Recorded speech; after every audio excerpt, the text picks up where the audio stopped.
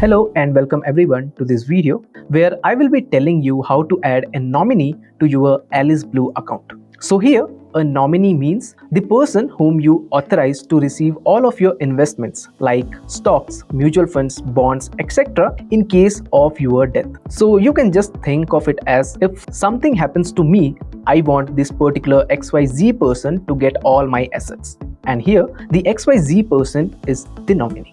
Now to add a nominee to your Alice Blue account, the very first step is to log into your Ant web platform using your login credentials. And once you successfully log in to our Ant web portal, you will see this app section here. Just click over that, and after that you will get this spot here. Just click over that. Then you will see a page something like this.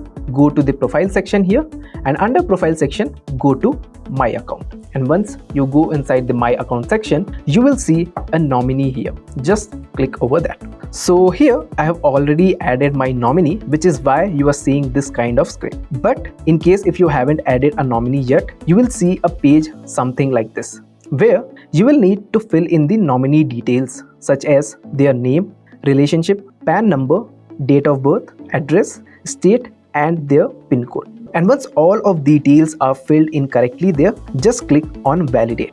And within the next 24 to 48 hours, the nominee information will be updated on the platform there. So now there are also a couple of common misconceptions about adding a nominee to your account. One is that people think only one nominee is allowed, which isn't true. You can add multiple nominees and allocate a percentage of your assets to each of them. Another misconception is that nominees can't be changed later. That is also not true. You can update or even change your nominees anytime through your broker or the platform there. So basically, don't fall into these particular misconceptions and add a nominee to your account. It makes the claim process much easier for your family in case something happens to you.